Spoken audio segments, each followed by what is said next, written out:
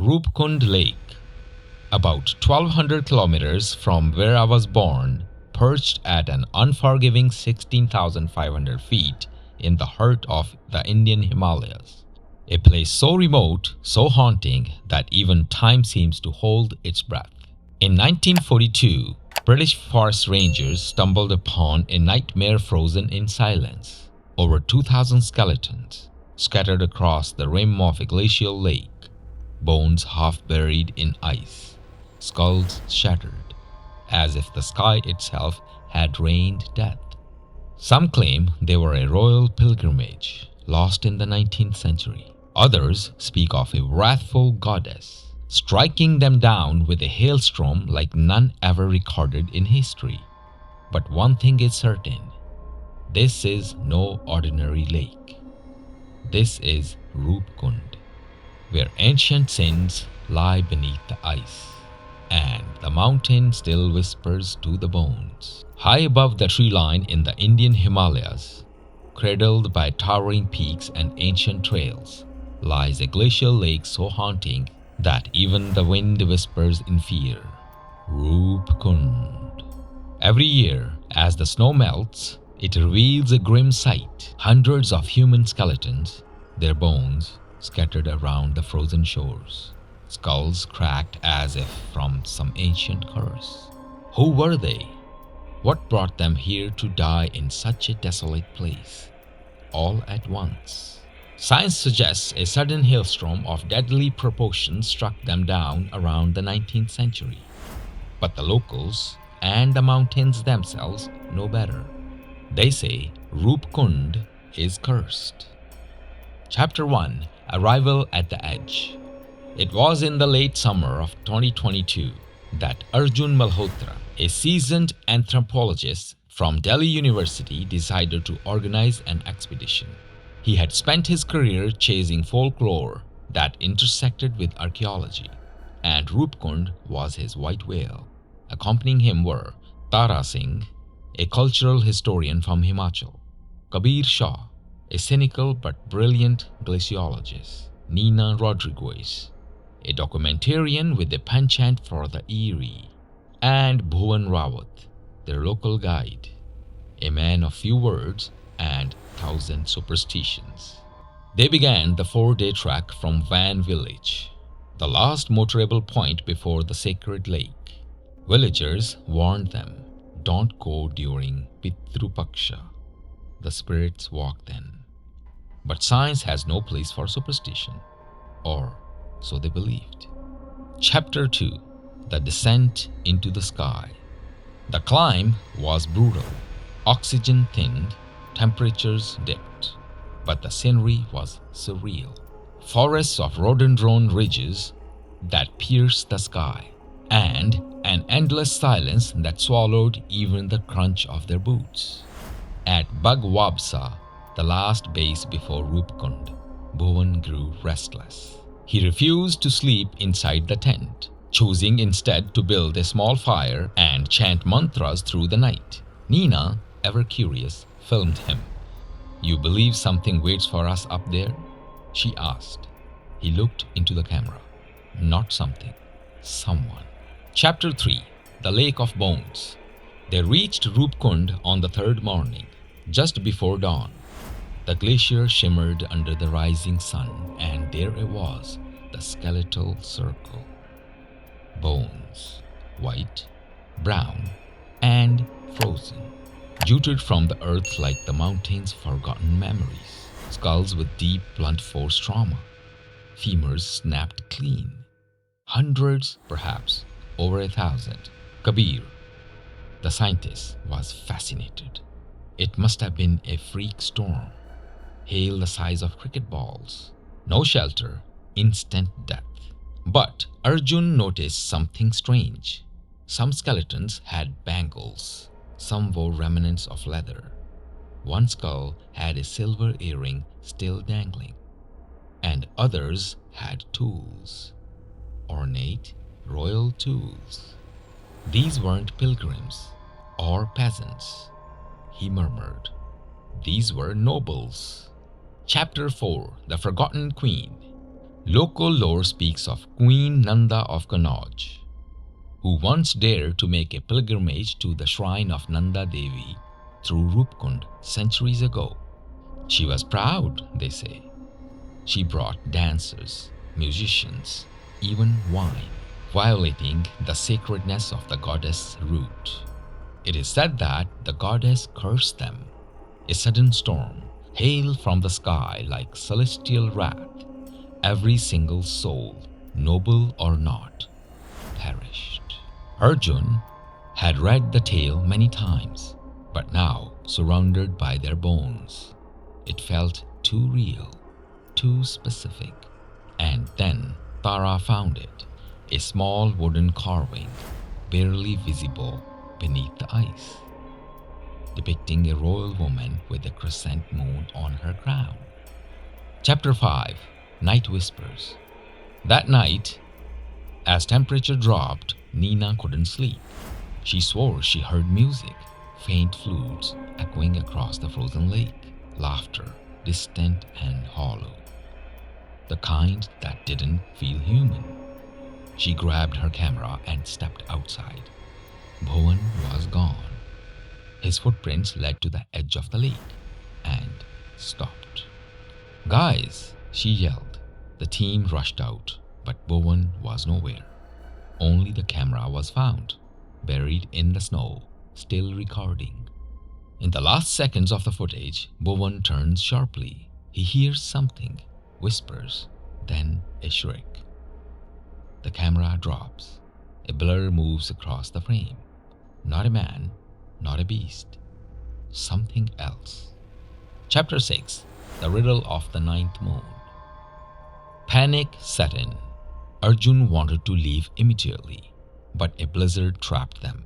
They were stuck at Roopkund with dwindling supplies and something else, an unseen presence. Tara, half frozen and feverish, began murmuring ancient Sanskrit verses none of them had ever heard before.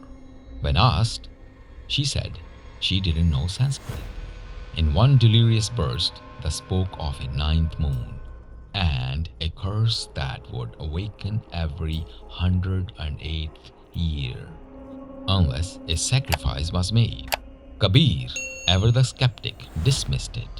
But then they found Bhuvan's body, his face twisted in terror, hands clenched around a prayer bead necklace, missing one bead.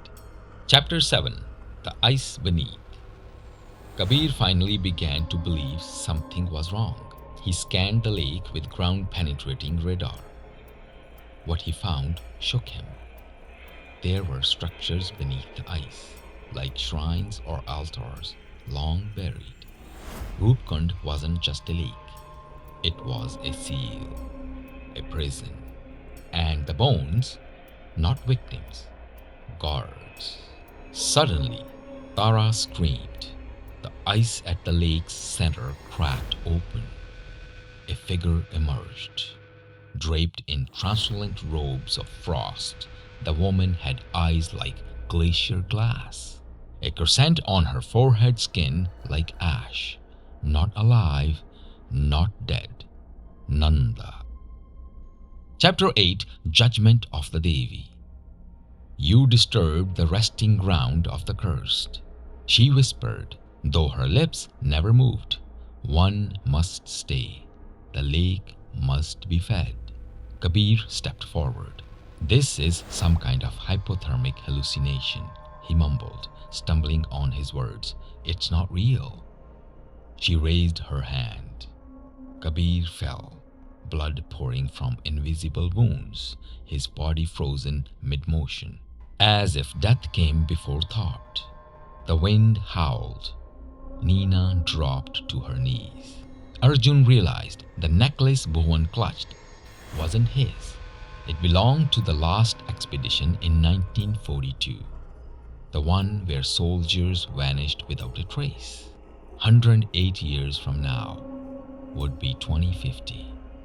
This was a reset year. He turned to Tara.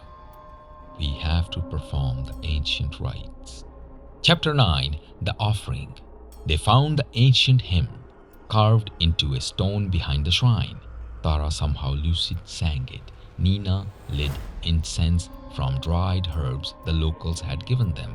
In case you anger the Devi, they had said. But one line in the hymn was unfinished. The soul must stay behind to guard the seal. Arjun paused. He looked at Tara, at Nina, then down at the carving of the queen. He picked up the carving and walked into the lake. The wind calmed, the snow stopped, the glacier closed. Chapter 10. The Unsealing. The ancient carving Arjun unearthed at the lake's edge wasn't just a relic.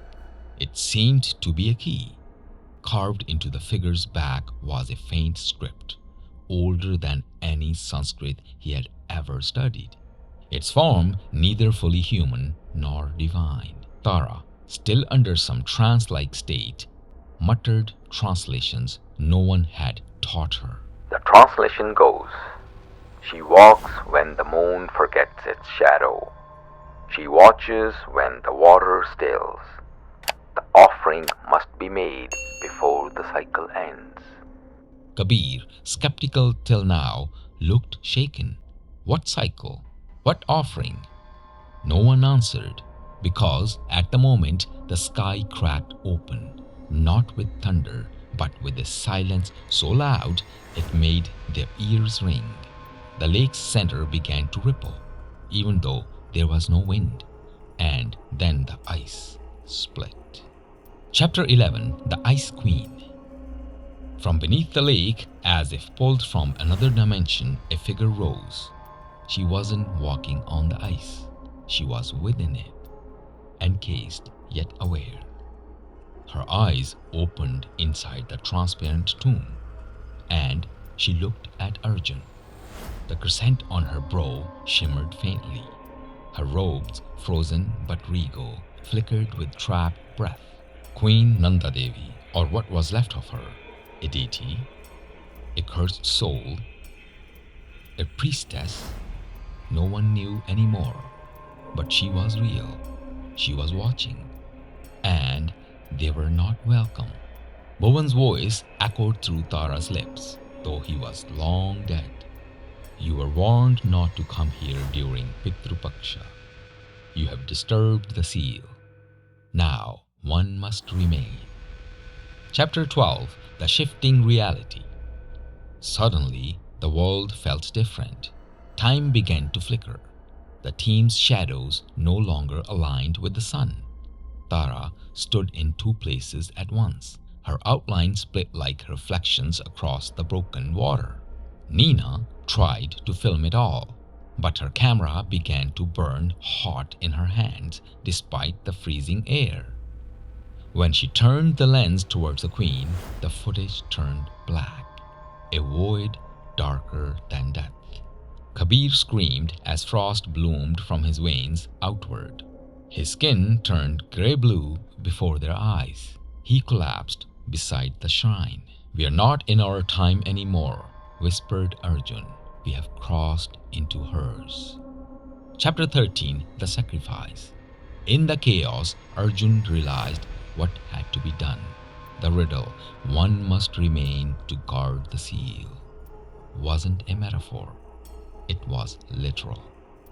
He took the carving and walked toward the queen, whose frozen tomb now pulsed with energy.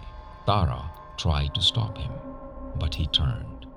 This place, this curse, it's held by memory. Someone must remember. Someone must stay. And then he stepped into the lake. The ice didn't break. It just accepted him. The moment he vanished beneath the water, the storm above stopped. The queen's eyes closed, and everything went still. Only echoes remained. Weeks later, a rescue team found Nina and Tara unconscious near Roopkund's rim. No skeletons, no carvings, no Kabir, no Arjun. The lake was perfectly frozen. 2 months later, Nina returned to New Delhi, gaunt and pale. She never released her documentary. The footage was damaged, corrupted by static and strange low hums. Tara returned to teaching, but she never set foot in the mountains again. A year later, another expedition reached Roopkund. They found no bones, no ice queen, no Arjun, only a lone prayer bead necklace, now complete. Back in New Delhi, Nina watched her footage, salvaged from her scorched camera. Most of it was static, corrupted, except for the last 10 seconds. A still frame of Arjun standing waist deep in the lake, staring ahead. His lips moved as if speaking one final time, but no sound came through. Only silence. Roopkund Lake, nestled in the Chamoli district of Uttarakhand, is a real archaeological and geographical marvel. Hundreds of human skeletons have been found near the lake, believed to be over 1200 years old. Radiocarbon dating suggests that the bones are from different eras, not all at once, ranging from the 9th century to the 19th. Theories range from a fatal hailstorm to lost military groups, religious pilgrims, and more. Yet, no single explanation fits perfectly. The mystery remains open, and Roopkund continues to be one of the India's greatest unsolved enigmas. Would you still dare to camp by its edge? Please do subscribe to the channel and comment below if you would. Until next time, from Cliffhanger.